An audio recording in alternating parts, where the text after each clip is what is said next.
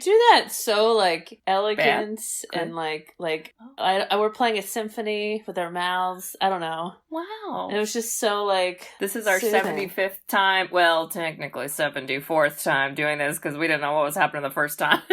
75? Yes.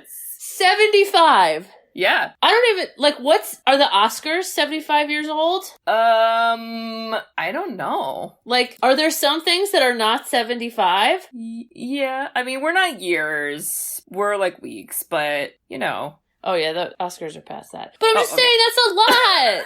Yeah! But you're right, it's not years. But the number 75? That's big. Should we take a break soon?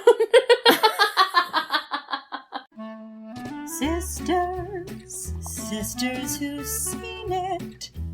We are the sisters who've seen it. Sisters, shooby-dooby-doo-wop, sisters, shooby-dooby-doo-wop, sisters, sisters, sisters, sisters. Sisters who've seen it. Hello there! Ugh.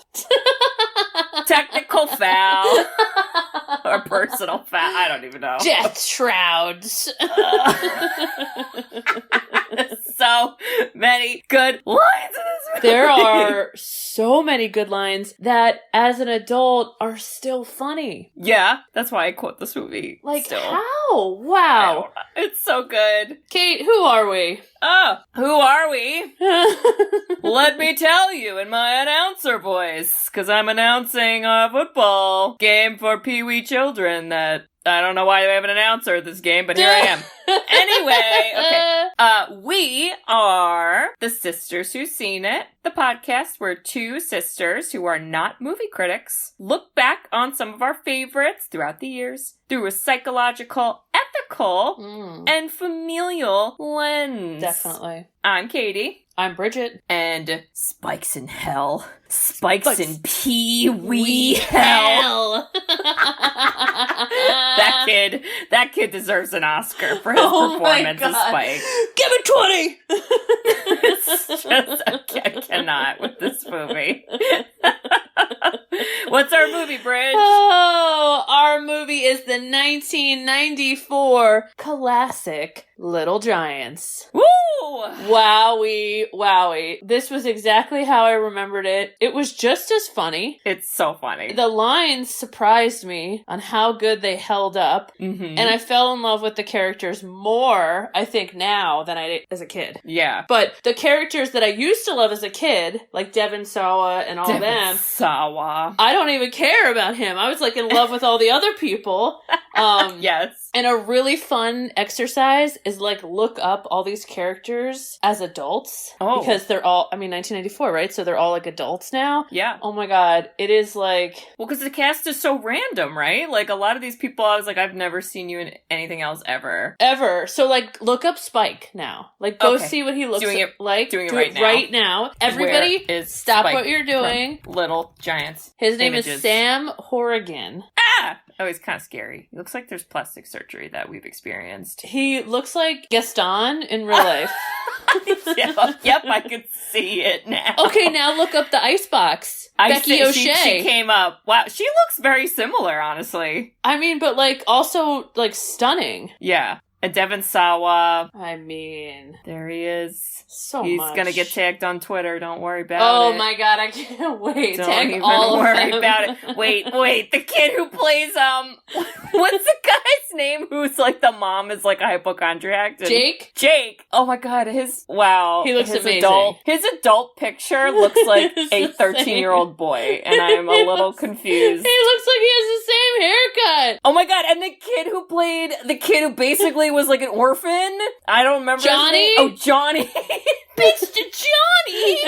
Oh my God. Bitch to Johnny. Oh my God. Oh, okay, Kate. It is. Oh my God. Kate, you're up, and there's a synopsis that needs to be said. Boy. And it is you, 'cause not it. Okay, well, I'm gonna take a stab. You can do this. Listeners, this is a story all about a ragtag, Tad, or Ted team of Little Giants.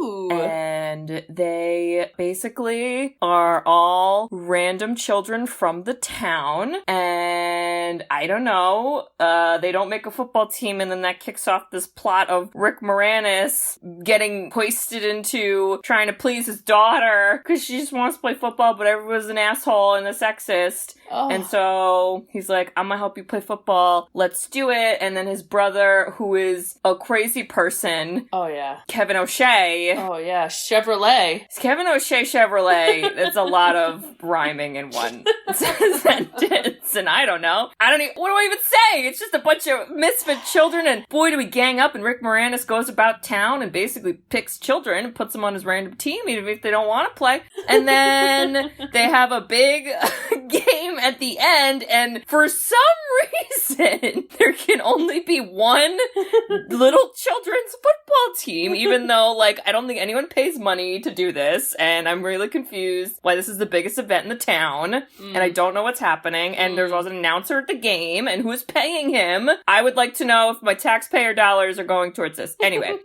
that's besides the point. So, the first half of the game, no. Not going well. And then they get a motivational halftime speech a la Gordon Bombay style, and things get better. And this is also a story, listeners, about a young girl named Icebox who, oh my god, what's her real name in the movie? Becky. Oh, Becky. Okay. Or Icebox / Becky, who is experiencing puberty, and, she only has a dad, so she doesn't understand what's happening, and there's no female figure in her life to help her. And times are tough when you're surrounded by stupid boys. So that's also. And then in the end, the Little Giants scored a touchdown in our hearts. And they win the game. And then, do we know what happens with this stupid team nonsense? I don't know. Who knows? We never know because it ends, because that's it. The end. The synopsis had the same energy as this movie. Yeah. Utter chaos. Yep. So you don't need to know the plot. We're gonna go through it, and it's silly. You gotta look for the plot in there, all right? I can't handhold all the time. Come on, guys. I mean, that might have been your job, but that's fine. 1994 was just full of really, silly comedies like this. Oh my god, it's so great. And a lot of them don't, we watch them and we're like, okay, that's, not as funny or, silly. This was so funny to me. Yes. I thought they were, and I think it's the characters. Yes. Which is so sad because, like you said, none of them went off to do anything. I feel really bad if I'm getting that wrong. Well, the kid who played Jake, I've seen in other things, but it was, around that time, too. So I don't know if that counts. Oh, my God. I can't. Kate, we gotta get into this. Let's get into it. This is so, so good. And where do we land? We land in Albania in 1964. Yeah. It was very much small town, regular America. Yeah. Hence why one kid, even though he lives in Ohio, dressed like a cowboy, because that's how people think America is. Yeah, that kid. Oh boy. Well, Katie, spaces are laces! Spaces! Oh! That gave me some Ace Ventura, connections, and I was like, oh god, laces out! Die, Dan, die! So I don't know how much you remember from our childhood, but we had a very cool, neighborhood block where there was a lot of kids our same age, and we would play a lot of these sports games. Whatever they are, that makes me sound so old, sorry. We would win the points, do the stuff, get the downs. Yep. Oh god, I'm so old, it's so embarrassing. Yep. Oh my god, I need to get out more. Okay, so anyways, when movies like this would come out, I really remember us repeating everything. So my memory for these lines, I could literally say the line before it was coming. And spaces or laces, I cannot tell. I swear our brother Jimmy would flip a football and say spaces or laces, and we'd all scream, spaces, laces, and it's from this dumb movie. Yeah. And then did you have any PTSD flashbacks when you saw the little sibling being like, hey, older sibling, I just want to hang out and let's all have a good time. And the older sibling's like, go away. Oh, but it was kind of sad, though. It was. I hope I never made you feel that way, because... No, you didn't, but I don't know. I felt like you and Jimmy's relationship was a little different. Jimmy was definitely like, get the hell away from me, and I was like falling off the fence like Rick Moranis. But I gotta say that, like, it made me kind of sad watching that, because I thought, oh my god, like, how you not gonna pick your brother? And then they're so raw honest that he's like, wow, I must stink if my older brother doesn't even pick me. And I'm like, yeah, why can't everyone get picked? Well, they can, but... What a jerk. Put him on the team. Just, like, have him, sit on the bench. Or, I don't know. Yeah, let him run around. He doesn't even need to catch anything. My God. Just put him in the back. There's no referees in this made-up game, people. Come on. I bet you if we were sitting here with a baby boomer, they'd be like, this is where it all starts. Yeah. Participation trophies. I thought of that. I was watching this movie, I was like, people are going to complain about the concept of how it's like everybody should get a chance to play, because that's such a lame old person argument that has literally no basis at all. Because life's stupid. Not fair. You won't get picked in life. It's that was literally like Kevin O'Shea's argument the whole movie. He was like, what, am I going to just put him on the team even though they suck? What? That's dumb. Everybody gets on the team, whatever. And you're kind of like, dude, they're like kids. Like, they're learning. That's the point. Their point is to learn. They're not going to be like amazing when they're 7. They're not Michael Jordan, Kevin O'Shea, okay? I've seen Space Jam. Al Bundy, Ed O'Neill. Yeah. But he tries to make it up where he's like, okay, we're kids. We're playing this like backyard game. I don't pick you. You're sad. But you know what? One day, our names are going to be on that water tower in big, bold letters. We're going to own this town. And I thought, wait, I know I'm going to sound like a snob, but this is victory? You want to own the small town of Urbania? Like, what? Like, yeah. And not only that, Bridge, but then we get angelic music as this 10-year-old kicks a football, probably maximum like 9 feet in the air. And the younger brother's like, wow. It's like, okay. So then we go, then it's like, diddly, diddly, diddly, and we go back to modern day, which in the 90s is super 90s, because you have 90s outfits, you got 90s haircuts, you got 90s ideology, which is, there are no participation trophies, we will shame you. Yep, pretty much. And oh boy, what happens? This kid just gets crushed. What's that kid's name? Because I know they call him... They Soul call him... Fart, or...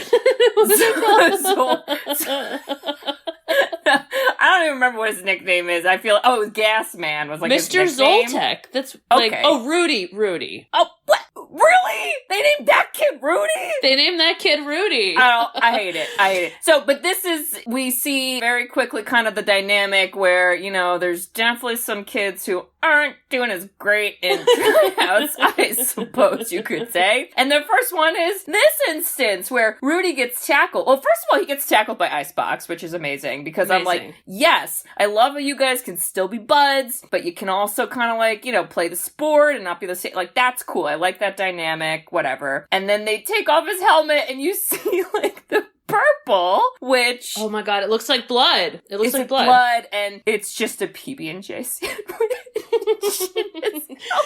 Kid, you're never gonna get anywhere if you treat your helmet like a lunchbox. Oh my god. And then he's like, my mom made that! Well, then he says the amazing line where he's like, Cheetos, crunchy or puffed? Crunchy or puffed. Puffed. Wuss. I mean, here's the thing, though. You gotta love, Ed O'Neill's character did not break the whole movie. So you learned way from the beginning, there's no arc, okay? Mm-hmm. This is like a silly kid's comedy. He has a little bit. I think there's a teensy tiny baby moment during the game. During the game. Because I thought you were going to talk about with Becky, and I'm like, no. I don't like... No. Okay. So, yes, we get right into the action of the kids that stink, and oh my god, Hot Hand Hannon. And he's monologuing to his head. I mean, oh my god. He's like, come on guys, why can't you catch the ball? I cut your nails. I wash you. I put gloves on you when you're cold. Oh my God. And then the other thing that this movie does very well, and this is how we used to like talk to each other as kids, is like the better kids would make fun of him. Are you gonna catch anything? And he's like, I caught a cold last week, have some, and just snots on him. Amazing. Oh my God. And I liked that a lot because they didn't just take it. It wasn't like the nerds that took it and were sad and cried in the corner. Right. Like they dished it right back and they thought they were hilarious, but they also were like, man, we do kind of stink. You know, like they also like were self-aware. Well, the only one who's like, I ain't taking your shit is Icebox, because one of the boys is like, well, Icebox, what are you, like, a boy? And then she just immediately starts beating him up. And I was like, damn, girl, do you want to go hang with Uma Thurman? Because I feel like you could learn a thing or two from our Kill Bill movie. Start the Kill Bill, just like training now. Just slice his head off and, do a monologue. And then we, from here, this is where we meet Rick Moranis. Oh my God, this freaking man. Like, he took over the 90s. Where did he go? What happened to Rick Moranis? Does anyone know? I don't know. But, like, do we think he was just playing himself in this movie? Because I feel like yes, right? He always plays a character that's, like, a distracted nerd. Yeah. So, yeah, I think Kate, you know my theory on this. I think people play themselves. Yes. But he left Hollywood to focus on parenting. Like, what a little angel. Well, he must have learned something from being Icebox's fake dad. And he's like, you know what? When I watched me parent Becky and realized that's how I was treating my daughter. No. Oh, God. Yeah, but we meet him and he's kind of like, the thing about him is he kind of accepts his fate too. He's like, hey, I was never great, but she's great. And how's she doing? And he just seems very chill, and not like the wackadoo he gets into later. Cause then he starts like getting a little kooky later. Yeah. I also love like the dynamic of Ed O'Neill's family because he is married, he has a wife, and he has 2 daughters. And like the wife and the daughters are cool. They're so cool. I love how they did that because they could have made them like snotty or whatever because he's kind of like that, but they were like, no, he's an idiot and Icebox should totally be on the team. And then the little girl's like, I'm videotaping the whole thing. I was like, my wow, God, it's so nice of you, cousin. I loved her, and the mom was like, she's the best one out there. And I'm like, yeah, I loved it. We love the support, but then we don't love when our stupid uncle coach, who's not our coach, doesn't pick us for the team. And then it's just like, well, good try, everyone. Get out of my face. Well, and all I kept thinking about was Jack Riley, from Mighty Ducks and like, like being the townie coach and taking it real serious. And I thought like, there's like 4 kids left and you're not just gonna put them on the team. Like, right. What? This is why I think we need to learn a little bit more about the economy of this town, because I'm telling you, those helmets don't look cheap. Somebody's paying for those. Who pays for those? If this is a for-profit team, you want more kids. I'm just saying. That's economics. I'm just saying. Okay. I don't know. I think Kevin O'Shea Chevrolet's paying for it, but... Yeah, something weird. Okay, so I did read that they based his character a little bit on Mike Ditka. Who's that? Oh boy, anyone listening is gonna be like, Kate, he's like a super famous football coach. Oh. If you ever saw like SNL do the skit where they're like, Dub Bears, Dub Bears, Dub Bears. He was like a famous Chicago Bears football coach. His name's Mike Ditka and he's got the voice. But if you looked at a picture of him and then looked at Ed O'Neill in this movie, like they're kind of trying to be each other. Oh, and apparently Mike Ditka was very much like, very humble bragging. So like any speech that Kevin O'Shea made was like, amazing. I won a Heisman Trophy. I was the best player out there. And anyways, back to you guys. So you'll do fine too. And it was like, what? And I love how Icebox knows all of the words. Oh, it was like my so God. amazing to show how much of an asshole this guy is. Oh my God. Yeah, so then, she doesn't make the team, and then Danny is like, what, brother? Like, you're such a jerk. But he's really not, like, super mad about it. He's kind of, like, he's very, I don't know, Rick Moranis doesn't actually get, like, mad. He's kind of, like, very level, yeah, I feel like. He seems chill. When there's things he should be mad about. Yeah. And then we all just very quickly move on, because Kevin O'Shea's like, anyway, she could be, like, a cheerleader or whatever. Well, he says girl, this and you're like, famous hey. line. Trust me, it's better this way. You'll thank me tomorrow. You had said that to me the last episode, and I was like, Then you're like, that's from the movie, Katie. I was like, no, I suck. I'm so mad I don't remember. But this is where you bring in how his wife, who I think her name was Karen, like Karen or whatever, which unfortunate name, but we'll pass that. It is unfortunate because she's not a Karen. She's not a Karen, but she was basically like, you're sexist, you're chauvinistic, I can't believe you did this to your niece. Like, she did what should have been done, which is, what is wrong with you? Blah, blah, blah, blah, blah. And that's when he doubles down on how sexist he is and was like, you know what? We'll do cheerleading. And the daughter's like, yeah! And again, part of me is like, who's paying for this? Who's buying it? Who's the coach? Who's supervising? You can't just throw children out on a field and say you did something. That's how lawsuits happen. I really didn't like him, though. I was like, oh, this character isn't as funny. Like, he was funnier in 1994. He's not as funny now. Well, don't worry, because we go from that to a really fun hideout, because, you know, our small town's got fun abandoned building that children make their fort hideout, and I don't know, all these kids are friends, and they're literally just hanging out, and they're all like, wow, we stink at football, but then they also have a nerdy friend who's doing his own science, like, experiments with, like, liquids off to the side, and I didn't understand any of it. His name was Newbie. What? Are you serious? Yeah. Wow, I didn't know anyone's names. Oh my god. That's a name. Wait, can I do a line from that scene? So they're all like, man, I hate not being picked and whatever. And then Hannon goes, God, there's my shot at the pros. I guess I'll have to go be a senator now.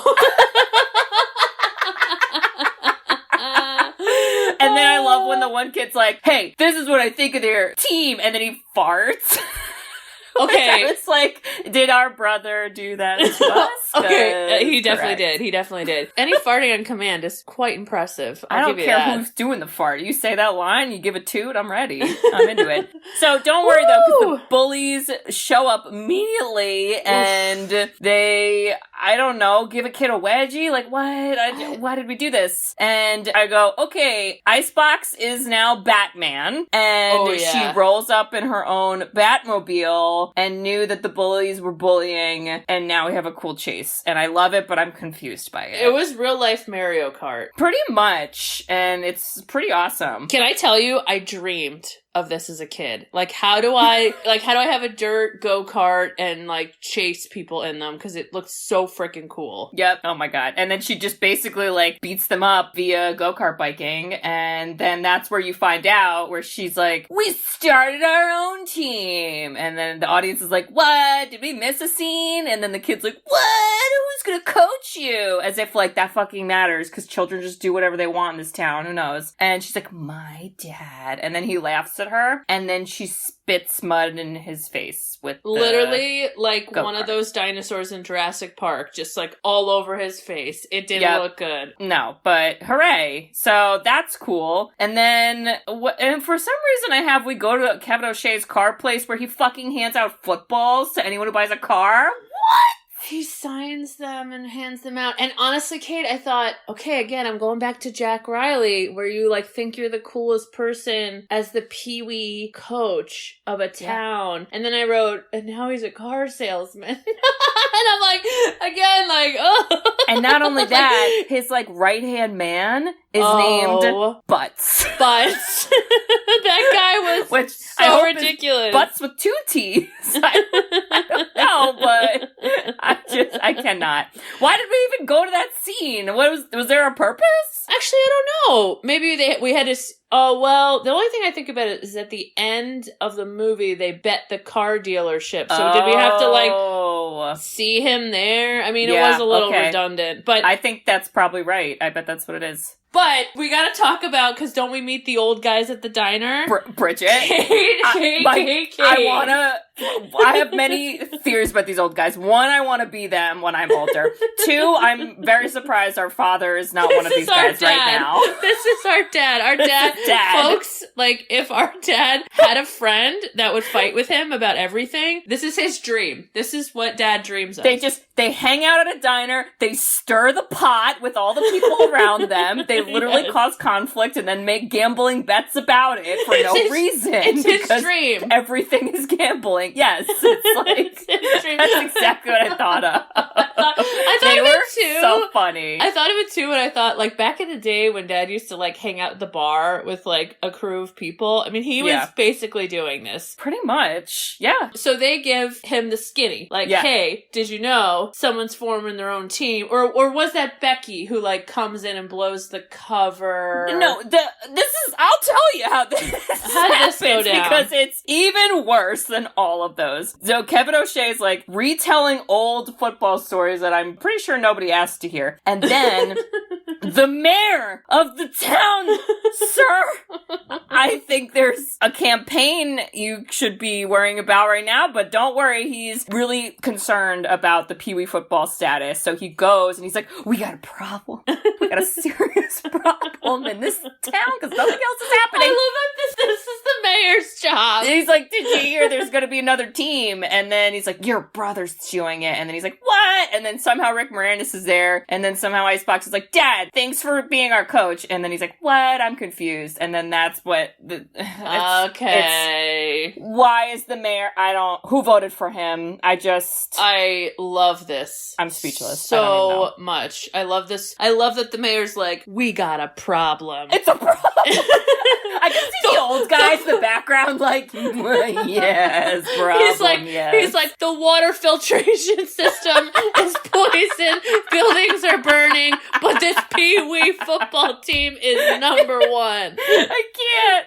That's literally so stupid. It was so absurd. So stupid. But they do it quick, so you're not like, you don't really pay attention to it. Mm-hmm. And then Kevin O'Shea goes into the most baby boomer conversation ever about, some kids, they're just no good. You want to start a chess club? Go ahead. They win Nobel Prizes. And they're just not football. Like stay in your lane. And I kept thinking, all those things sound like way better than football to me. Honestly. Way less concussions and head injuries. Let's be real. I'm like, wait, Nobel Prizes or Pee Wee football? But he was saying it in a way like, they're not as great. They win Nobel Prizes. And I'm like, wait, that sounds amazing. Yeah. And then Danny gets offended, rightfully so, because he was like, I was in the chess club, blah, blah. And then he's like, you know what? Screw you. Well, I'm going to do it. I'm going to start the team. And then don't worry, because the old guys immediately are like, let's have a playoff. We were planning this the whole time. We were the ones that told the mayor, by the way. We've been waiting for this because it's been really boring this week, so we figured we'd just kind of like get things going. Wait. I love how these old guys have a fucking chalkboard at their table. That's how much they stir the pot. It's amazing. If it was 2021, they'd have a goddamn PowerPoint projector. Yep. Okay? Like, they're ready. But they're basically like, yeah, let's have a game in 2 Saturdays from now. And, okay. Sir. Let's fucking, like, we couldn't even negotiate, like, another week, Rick Moranis. I don't understand. But he's like, yeah, let's do it. And, well, now we got this. But we start to get some even better lines where he first says, meet me at half court, which is like me with sports games. And then that's where I am Icebox and I go, it's a 50-yard line, Bridget.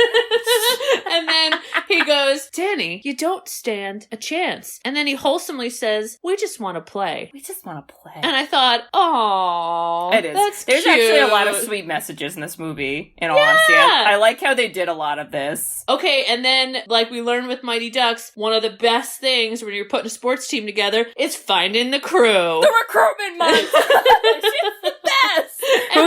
Who's the first kid we find? What is his name? What is his name? I don't know anyone's name. Marcus. His name is Marcus. He was the kicker. He's breaking glass windows at the school. It's amazing. With the kickball and just goes, nothing but glass. As he shatters a school. I mean, he doesn't even like say hi to the kids. The kids are just roaming around, like walking on train tracks, like unsafe. Oh my God. And there's all these random individual children hanging out by themselves who apparently didn't know there was football tryouts down the street earlier. So I don't know, but it's Rick amazing. Moranis is the only actor who could come off not creepy because he looks like a man-child and is such a nerd that then he, like to your point, point, goes to the super nerdy kid who we learned his name is Newbie. I cannot with that. And as he's playing chess, is like, you could be really creative. I need someone to come up with plays. And I'm sorry, but this kid creates one of the best plays of all time. People don't forget the annexation of Puerto Rico. Hey, there we Amazing. go, there we go. Although, let's talk about the kid he recruits at the grocery store. The kid who I was like, is there an adult? Timmy. Who owns you, Timmy? 'Cause Timmy. I don't know how we got here. And Timmy basically, he's like, do you like football? No. You want to play football? No. Basically doing that. And then he goes, great, you can be on our team. and then Timmy's just there for the rest. It was like Tammy and Tommy from freaking Mighty Ducks, where you're like, wait, did they agree to this? Or how did we get here? Where are the parents? There's a 90s formula, and what are the one thing? We learned this from Three Ninjas, is we need a kid with an absent father, who we love even though they don't deserve the love. Here we go, Yeah. we got Johnny. Does Johnny have a mom? We don't fucking know. Nobody this 9-year-old's cares. getting left home alone in his mansion, and he's sad all the time, and then literally the kids magically go by, and they're like, hey, you look kind of sad and alone and pathetic, and I don't think you have supervision, so come on down and play some football. And then Johnny does. So now we have Johnny. Oh, hooray. my God. So Wow. it's so fun. We put the equipment on, which is disgusting to your point Oh of the God. economics of this. And then we meet the best mom and the best character ever. Jay, did you write down what she said? Did you write down any of her lines? I wrote down that she was like, she said something about like, I was trying to get pregnant for 13 years. And I was like, 13 years? Damn, lady, how the fuck old are you? And what's happening? She goes, when we finally did get pregnant, I spent 9 months on my back. When he came out, he was 1 pound, 11 ounces. And I think football is just the medicine for him. Okay. And Kate, which one of our cousins did he remind you of? Is it Ryan? Yes. Because of the glasses. And we could say Ryan's name because Katie he doesn't listen, even though I told him about it. Yes, okay. And Ryan, if you are listening, feel free to leave us a review so that you can prove us wrong. Ryan, prove us wrong, but I don't think you listen, are. those glasses, and I don't think he still wears glasses like that, but oh man, he looked just I also like love him. how this kid, like, because he kind of is built up like, oh boy, like, what a little nerd, like, he's gonna be so wimpy, and like, No. he's like in it to win it. Oh, he's yeah. like, yeah, let's do football. I'll do the monkey bars. I can't do it, but I'm gonna try. Like, that's what I liked about this too. All the kids were Totally. like, we don't know what's happening, and maybe we're not great, but we're all doing it anyway. We're having fun, so let's do it. Well, I was and like, they I love cheered that. each other on. They were so Yes. sweet about it. Yeah. Yeah, I totally loved it, and oh my God. And then eventually, Kate, we meet the heartthrob that plays with Becky's budding puberty. Oh, I was like, Becky. what?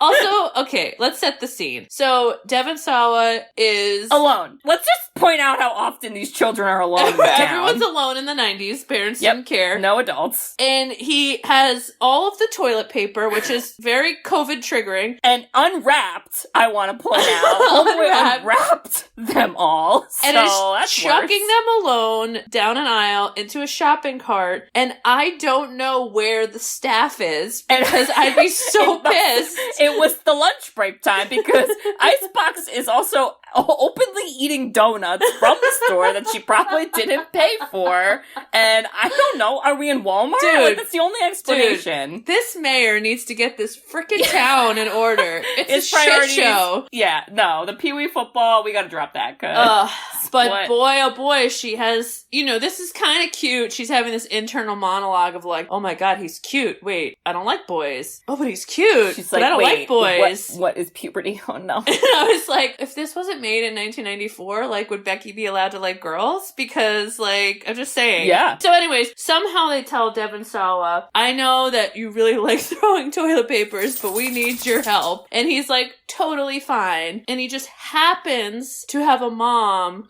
who is Danny's child.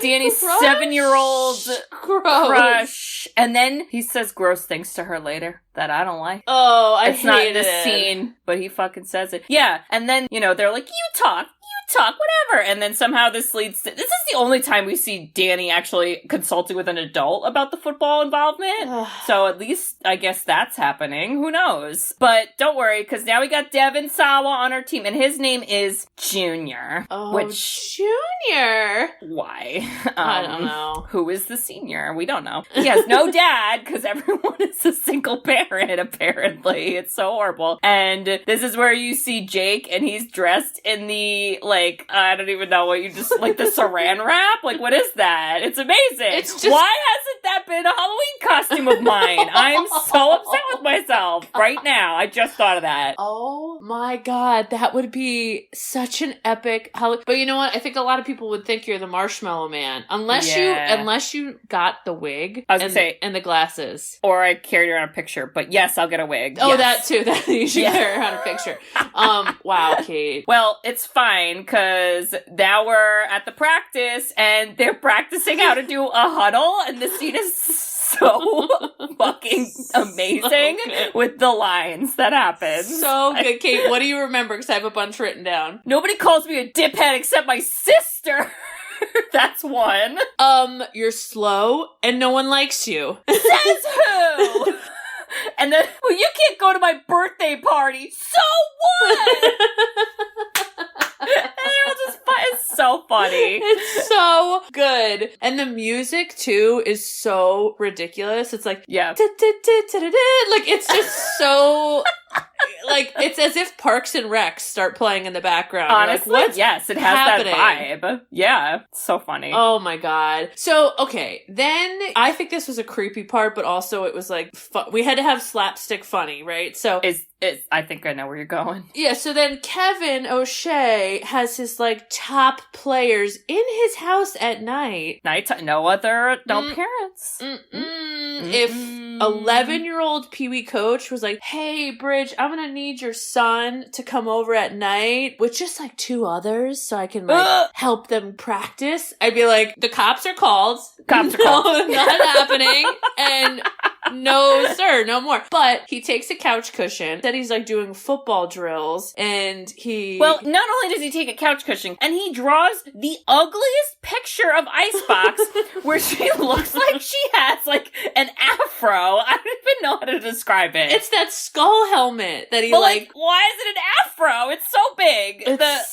The proportions are incorrect. I can't. I can't. And then the kids are doing terrible because somehow he ropes his wife into holding the cushion, which I was like, again, why is this her job? Yeah. But she really gets him back well because this is so funny. I love that part. And yeah. the fact that he flies out the window... Amazing. Like, this is where the movie, it worked. Because it was like, we're not on this guy's side all the time. Right. We're going to show you we don't like this guy either. And the fact that then the daughters and the wife just kept rewatching the video. Yeah, because the little girl filmed it. Amazing.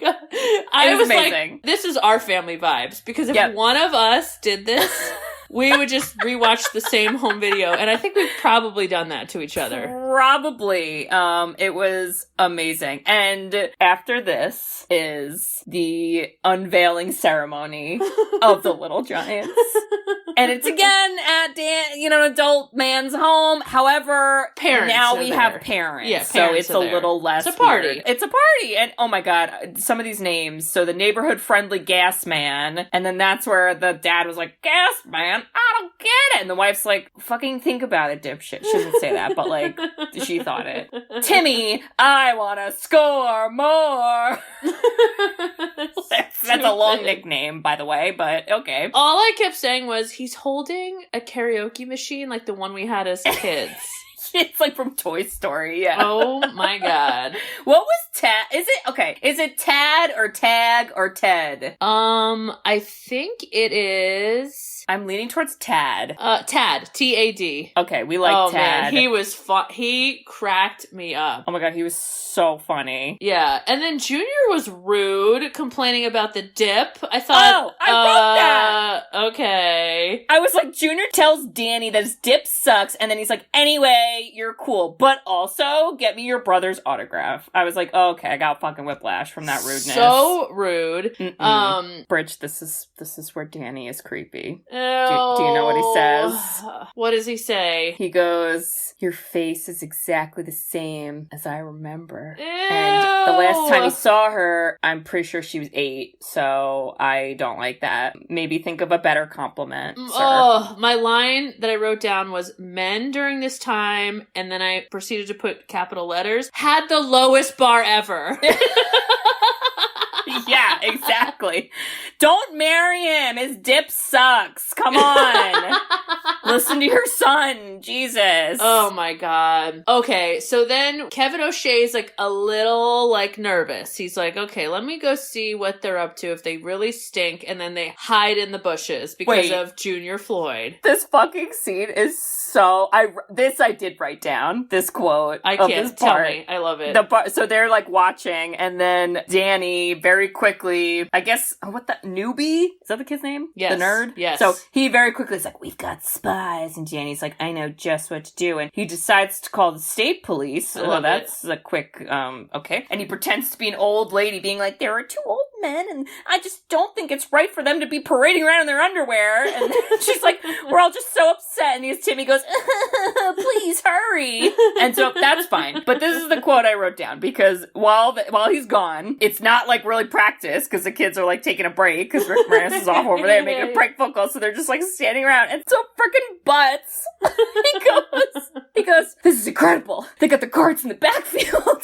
They got the center to the right, and the quarterback isn't even there. And then Kevin goes, they're standing around, butts. That character was so absurd. Oh my god. He could have been in the labyrinth. Like, he was the most absurd character ever. Yeah. Oh my god. And the fact that he was like, I cannot believe that my own brother called the cops on me. Yeah. And I was like, well, this started in your childhood when you should have just picked him on your football team, but it escalated over the years, and now you're arrested. So there, lesson learned. And in this town, not only did he get arrested, but it's on the front page of the local newspaper. Oh my god, yeah. You know, the mayor was like, he was having a heart attack seeing that. He's like, everything's ruined. Our Pee-wee football dreams are ruined. Life is over. Oh my god. I don't know, but Kate, what happens? Because those old guys start instigating again. Oh my god, again. Amazing. Like, I aspire to be these guys later in life. They both call, because 2. One calls Kevin, one calls Danny, and pretty much at the same time, they're like, hey, got some scoop. New family came in town. Got a Pee-wee kid. They're really great at football. How the fuck do these old guys know that? I don't know.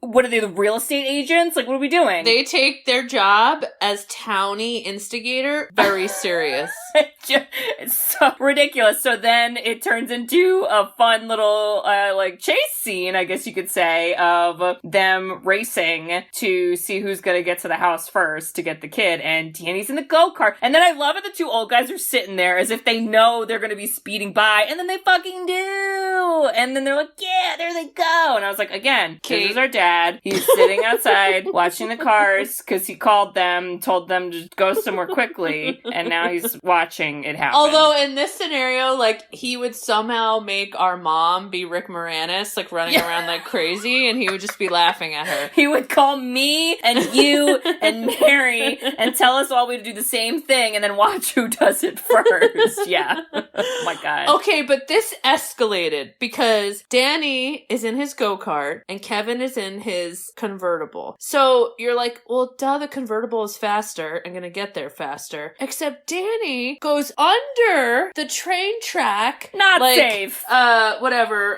Final Destination style. That's how we die. Devon Sawa connection right there. Wow, look at that. Yep. But yeah, I thought, okay, him flying in front of a train, like last minute, to pick someone for the Pee-wee football team, you lost your mind, Rick. I think you've gotten this too far. A little aggressive. Yeah. And then it must be the longest train in the universe, because Kevin just gives up. He's like, well, I guess this is like an 80-minute train, and, that's that. He can't, drive 5 minutes after him in his convertible? No, he can't bridge, but it's fine, because now we meet the hammiest actors in this entire movie. Oof, they're so good. It's amazing. I don't even know. Okay, what the movie did perfectly is the evil character was Kevin, right? Yeah. But then he started flying out windows and getting arrested, and so we started like feeling bad for him. So we had to get a new evil character. Right. And boy, oh boy, was that Spike. Oh, a gem. And his G.I. Joe dad, stop. He literally looks Did like you write G.I. down Joe. any of these lines? Did you Where write he's like, down? you're Coach O'Shea. You're Coach O'Shea. And it goes crazy. And then he goes, he was pushing a football with his head across the living room floor when he was 4 months old. And I was like, what the fuck? That doesn't sound good for his head. I don't understand. The boy was bred for football glory. I was like, oh my God. I love how he's also like, you just see the dad at first, and then he's kind of like, oh my God, you're Coach O'Shea. And Danny kind of like, not lies, but he's like, I am O'Shea, or something stupid. And then they're talking for a little bit, and then he's like, Spike, get out here. And Spike was literally just waiting in the truck about 2 feet away, holding a gigantic refrigerator on his back like a backpack, because that's a normal thing that children do all the time. What? Kate, he's supposed to be 10 years old. No. He looked like he was 14. He What's is happening? supposed to be 10. That kid had body hair. No. And instead of him, like, helping his father unpack the move because he came here for a Pee Wee football league, he proceeds to just go right to practice? Yeah. What? And then I did write down his lines from there after he meets everybody and sees how bad they are. I love when the kids see him and they go, and one kid goes, he looks like a side of beef. And then Tad goes, he's bigger than my dad. Oh my God, but like him talking in third person is ridiculous. Spikes in hell. Spikes in Pee-wee hell. And then I also used to say this line so much where he goes, is Spike mistaken? Aren't you a girl? And then she goes, I can tackle anything, anytime, anywhere. And he goes, look, you berserker Barbie doll. When you mess with Spike, you mess with death. And I was like, okay, now we're doing threats, Rick Moranis. Are you going to step in at any point, or are we going to let this play out? Kate, I could keep going because I have memorized this because we used to say this in childhood with whoever knew this movie and would say it back to me. And I thought, God, I've never related more to Icebox in my life. I've never related more to the character Jake when he goes, somebody call 911! Because it was getting wild in there. It was so crazy. And also, like, okay, so then we calm down. And Becky's very upset because she's like, oh, my dad just loves Spike. And my dad's, honestly, my dad's gotten crazy. And she's like, I mean, he almost killed himself in front of a train and no one knows where my mom is. He's getting crazy. No, they talked about that. He was like, Mom left us. We don't know why, or where, or how, or who. Dude, for all the we know, 90s? she really is dead. And Dad just made up that story because we don't want to talk about it. I don't know. But yeah, no, Mom. This is a Disney movie, apparently. So cannot. And somehow she enters the infamous diner where everyone hangs out in this town of all three people. Yep. And I don't understand how Kevin O'Shea, her uncle, is like talking to her so bizarre. First of all, he's not like, hey, Becky, how's it going? He's like, Icebox not hungry? I'm like, dude, she's not a dog. Like, what? I can't.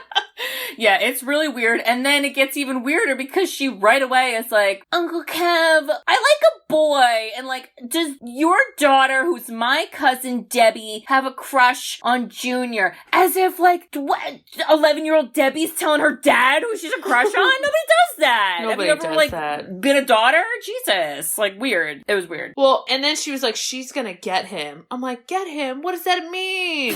What is she gonna do with him? I'm scared. And then basically her uncle gives her the worst advice known to man and was like, listen, some guy doesn't want to be dating their teammate. They want a cute girl on the sidelines cheering them on. I was like, But I think this was more, like, yes, he's sexist, but, like, it was definitely more to, like, get her off the team. Like, this was, like, part of his plan to be like, I gotta get her off that team because she's gonna beat us if she plays, so I'm gonna play to her prepubescent confusion. And again, the lowest bar, because she says to her uncle, in a weak moment, do you think I'm pretty? And then he, like, the movie was like, aw, because he goes, no, I think you're beautiful. And I thought, I hate everything about this scene so much as a woman. I hate it! Yeah, it would have been a nice moment if he didn't just gaslight the fuck out of her 10 seconds earlier about how she really should be a cheerleader if she wants to be happy in life, so. And then we get to the most unrealistic scene of all time, where John Madden... Well, first, before John Madden, we get Spike goes to the other team. And this is where he says the very infamous, thank you, football god!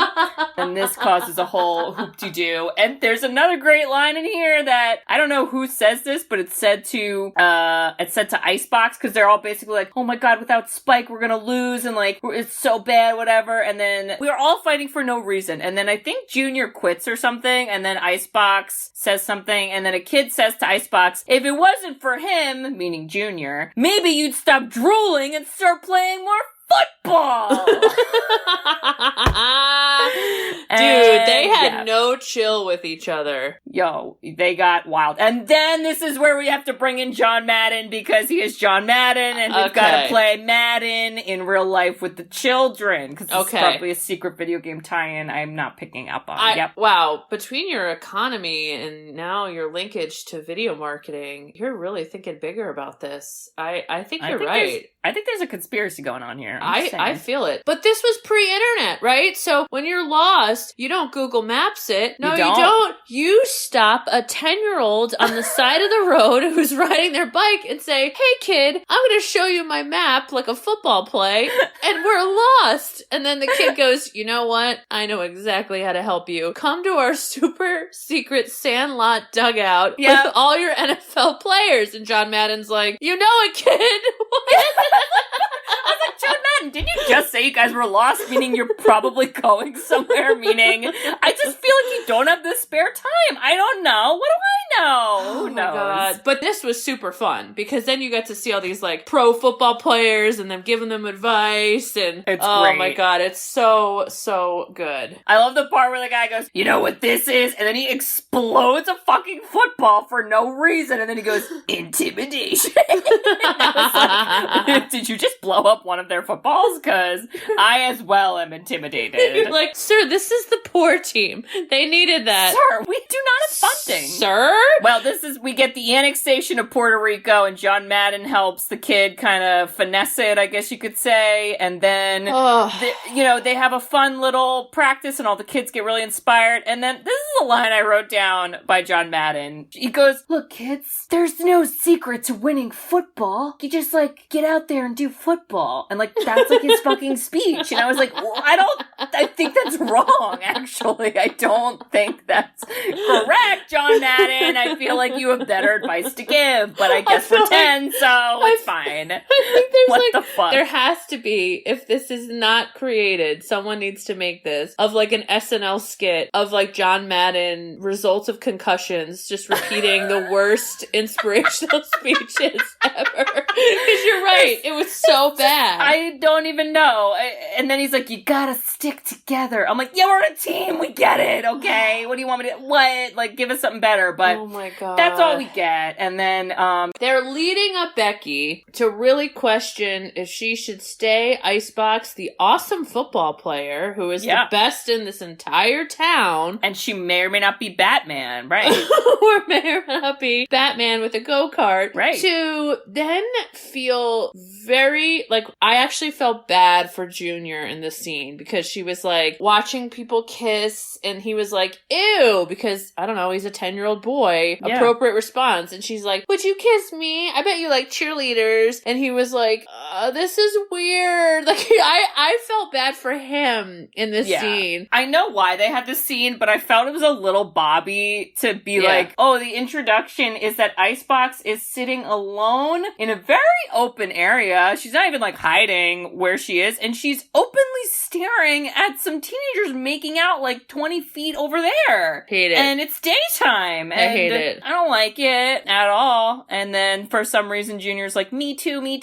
Let's watch them make out and then like, LOL, make jokes. But honestly, Devon and her didn't have that relationship, so it wasn't gonna work. Right. We do get some good lines in here, which again kind of bring it back to like, okay, at least they like know their children because they're like, they don't know what's happening. Where she's like, well, what are you gonna do? You know, if you don't learn how to kiss, you're never gonna like have kids. And then Junior goes, you can have kids without kissing. And then she goes, yeah, but you can't get a job. And then Devon Sawa goes, well, then I'll just be a teacher. And I wrote, how did we get here? How the fuck did we get here? Because I was so lost. But it's like such kid logic that honestly it was kind of amazing at the same time. God. Where's the job application that's like, do you know how to kiss? You're hired. If you don't know how to kiss, you can be a teacher. My God, it's so hella funny. rude. But Becky then goes to her uncle's, gets a cheerleader uniform, and has a big fight with her dad the night before the big game because he calls her little fullback, and that triggered something strong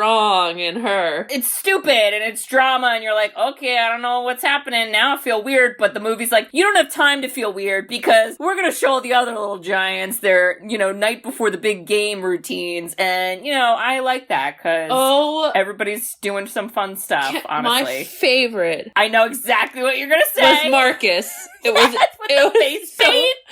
Or Rudy, so who slept in his dirty cleats. Oh, I was like, Rudy, no. Who's gonna watch those? I love how Tad is doing like pull-ups, but he's like standing, and I was like, Tad is me. I am Tad. Hooray! They were all so good. Yeah, and I honestly felt like these kids handled it really well. They like get ready for the game. They get new uniforms. It's all exciting, and then Becky totally throws a big old bomb. Sure does. In her cheerleading uniform, and they all reacted the way I reacted, which is, really, this is when you decide to be a cheerleader. Really? And this is where, again, we got some great lines where fucking Tad goes, without Icebox, Spike is gonna rip off my face and wear it for Halloween!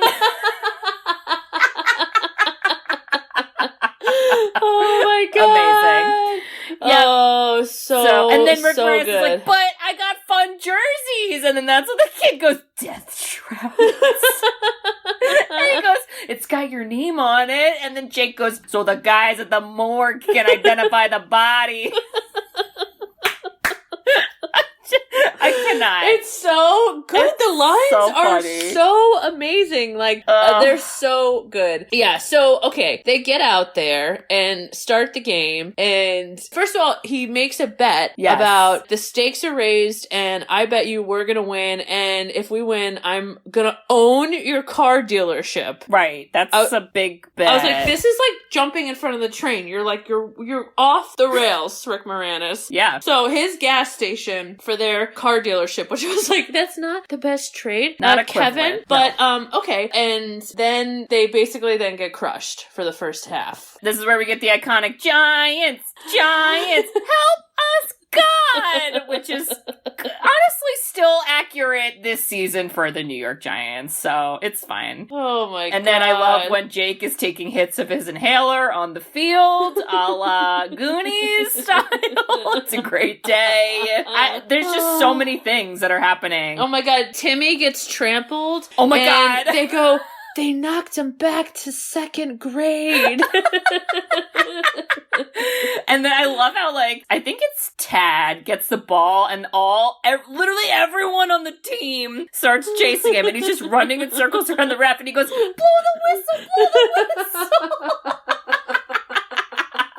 Oh my God. Hannon takes the super glue to his hands to try to catch the ball, but instead it gets them stuck on his shirt. I mean, it was rough, but it was amazing. And this is like the Mighty Ducks page where they're so bad that you're just like, oh my God, they're never going to win. They're never going to come back from it. But boy, oh boy, that second half, there you go, your Gordon Bombay speech. What happens, Kate? Oh, a Gordon Bombay speech about one time. Yeah. yeah, one time, yeah. And you're like, this is a horrible lesson on statistics, because Rick Moranis goes, even if they beat you 99 times out of 100, that still leaves one time. And I was like, that is literally 1/100th of a chance. Like, you could have gave a better number, I think, but like, it's fine, inspiration. And I love the part where they're all telling their like one-up stories about how, like, I don't know, they sucked, but then one time they didn't. And the kid Jake goes, well, one time I went fishing with my entire family. Now I was the only one who didn't throw up.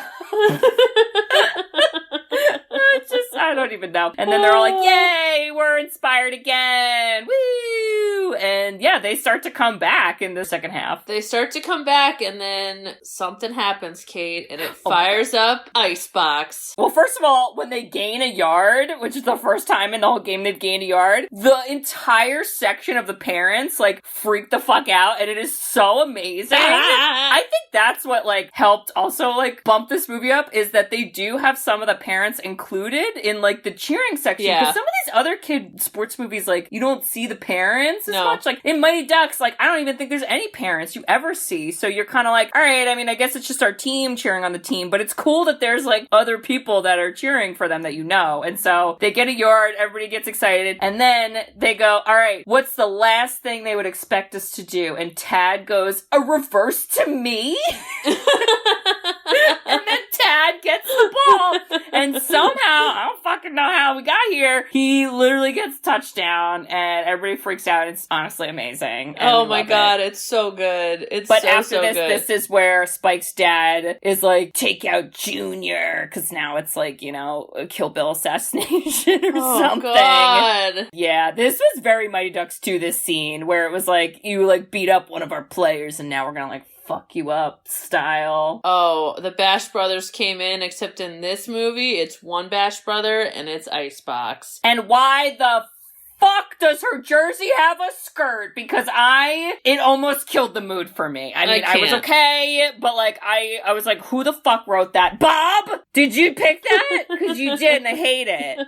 I fucking hate it. My God. But it was so good because they weren't mad that she was like a cheerleader or anything. She just got right on the field and like just destroyed them all. Yep. And that was amazing. And then there's so many of these like just little crazy silly scenes that are so stupid, so silly. And then the Johnny scene running to his dad. Pitch to Johnny? You can't pitch to Johnny. I'm Johnny. But honestly, like, even though that's a very, you know, absent father, and somebody should probably call DCP&P for the child welfare, and it's kind of cute that he runs to the dad, and then you're like, Johnny, wow, I got a touchdown. I mean, it's super cute, but it's just like crazy. Well, part of me is like, did your dad even know you're on this team, Johnny? Like, or did he just like think he was going to a business meeting at this field and you happened to be there? Because that's probably the more realistic part of that story. We don't know.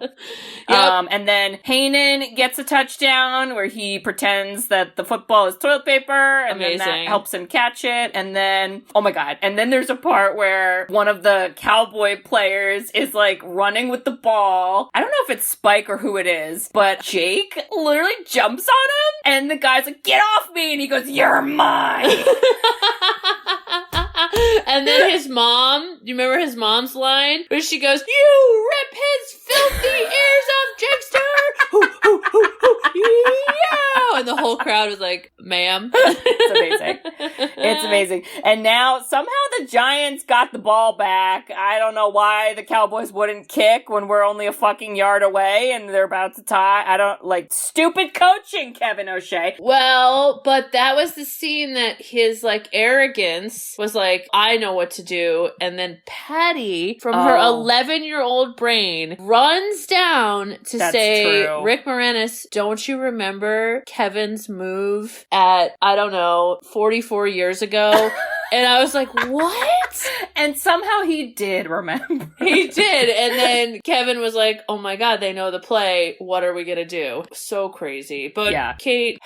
Bridge. To the best scene. It's time. We've been waiting all episode to talk about. It's time. The annexation of Puerto Rico. Oh my god, it's so... Okay, did you have Powder Puff in your high school? Oh, we did, and I am so annoying, okay? I went to a Catholic school, okay, and we had Powder Puff, and I picked the number 69. Bridget, you were that guy! Oh my god.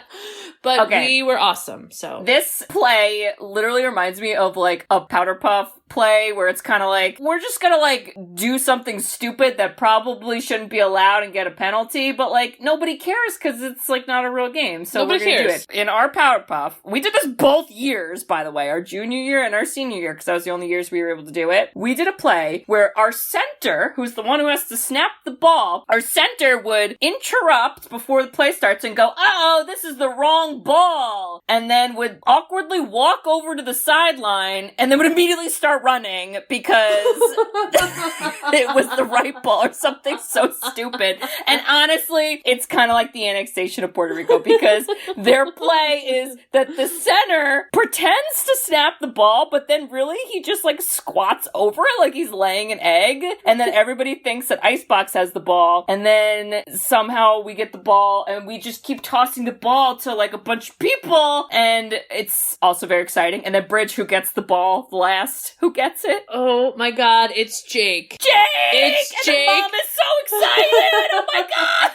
It's so amazing! Mom, it's amazing! it is. I wrote down, I go, this movie is so freaking wholesome. It's amazing. Oh my god. It is amazing, and it's so good. I love these sports movies for exactly these moments, and then Jake runs right into the field goal and smashes his head. And that's where Jake learned the first lesson in football is there will be concussions. So he learned it quickly. We didn't get that info from John Madden, but don't worry, we learned it. So wait a second. You said all the way in the beginning that Kevin O'Shea had one moment that redeemed him. Oh. When is it? Because I'm still missing it. I don't know if it's as much of a redemption or if it's kind of like a him like having a little bit of a coming to Jesus moment, but it's when he goes up to Spike's dad and he's like, why did you do that, basically? Because the dad told Spike to like take Junior out, and he's like, well, we gotta win. And he goes, that's not how we win. Like, we're not winning that way. And he goes, if you do that again, you're off. Like, he's off the team. Like, whatever. Okay. So it's a little, it didn't make up for everything, but Okay. Yes. But Patty Floyd comes down. He asks her to dinner. Rick Moranis is on a freaking high. And you know who's on a high? The old dude at the diner bragging to his friends like our dad would that he knew that Danny would win. And he probably won only about $20, but it's fine because he gets some coffee at the diner. So hooray for us. Hours spent, money won. He's averaging like a nickel an hour with all of this stuff. And then I absolutely love, because this, like, we didn't talk about this, but like throughout the game, Kevin O'Shea's wife, she basically like is rooting for the other team, which is amazing. And then at the end, she's like cheering when the Giants win, and he looks at her and gives her a look, and she literally like brushes him off, and then she starts a Giants chant, and it's awesome. God. She was the unsung hero. She was the anti-Karen for being named Karen. She really was. Oh my god. And then, you know, instead of Danny then being like, cool, now I have a whole car dealership and fair is fair and, you know, life moves on, he instead goes, you know what, Kevin? There is one thing I think I'd want. And what the fuck did he want? His name on the water tower. Like, you couldn't just fucking paint that graffiti style in the middle of the night? Why did you? I don't understand. What are we doing? But he does say we should have one team and let's, like, could you be the coach? And, like... Oh, he does... Okay, they do talk about that at the end. I just wanted to show everybody, you know, that I'm not afraid of you and this and that and blah, blah, blah. And honestly, I think he proved his point. And I was like, dude, good win, Rick Moranis, because now you don't have to coach Pee Wee football, which is, as you know, is a lot of work. It's a lot of work, and that mayor is going to be up your ass, because this is the only thing he lives for, apparently. It's a really weird dynamic in this town. And who's dealing with Spike's dad? I wouldn't want to. Sir. Spike's dad was crying at the end, and then Spike goes, get a grip, Dad. It's great. It's so, I don't even know. It's amazing. What can I say? Wow, Kate. It's great.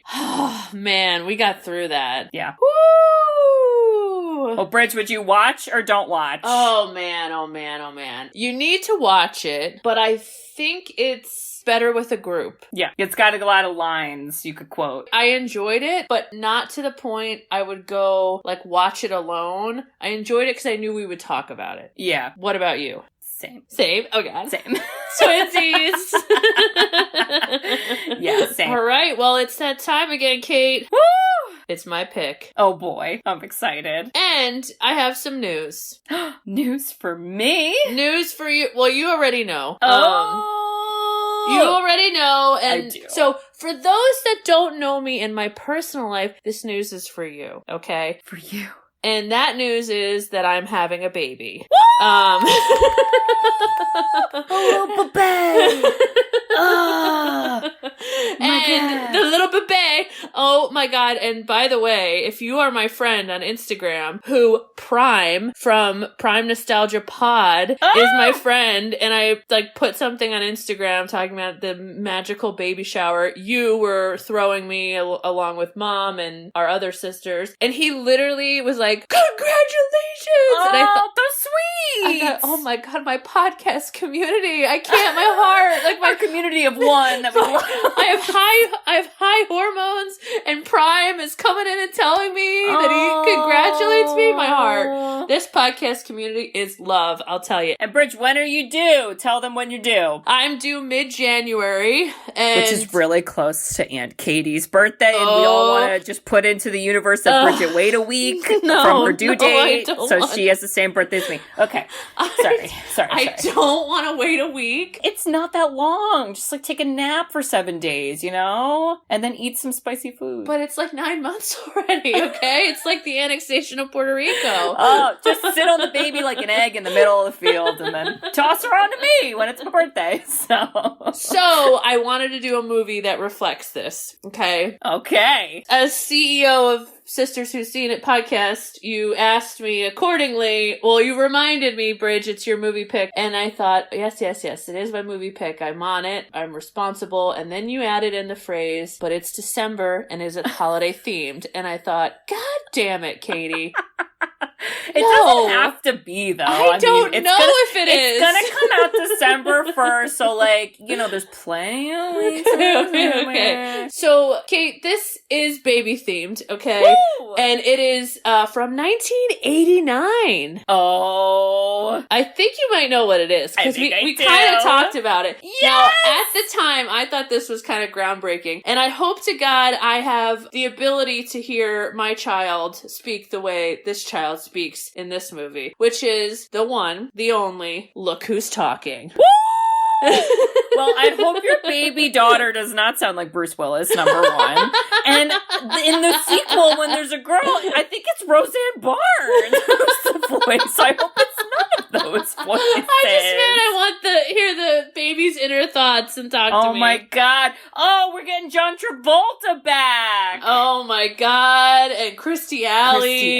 Wow, we have not done a movie yet with her, which is surprising because she was like a 90s queen. She was a 90s queen, and to the point that I was like, oh yeah, John Travolta's in this. And I was like, whoa. I forgot about him. So yeah. I don't, maybe this is Christmas, maybe it's summer, maybe it's spring, maybe it's fall. Kate, all we know is there's a baby. I will say, and I have gotten in very heavy arguments about this, and there's going to be at least one person that knows what the fuck I'm talking about. So there was a Look Who's Talking 2, but then there was a third one. Do you remember that one? Oh, because that Look one? Who's Talking like now, or is that a different one? It's called Look Who's Talking Now, and that, in my opinion, is a Christmas movie because it literally is centered around Christmas, and the only, I guess, difference that kind of differentiates it from the other types of movies is it's not babies talking, it's dogs talking. So should we do that's that why instead? I like that one. No, it's your one. Yours is with babies.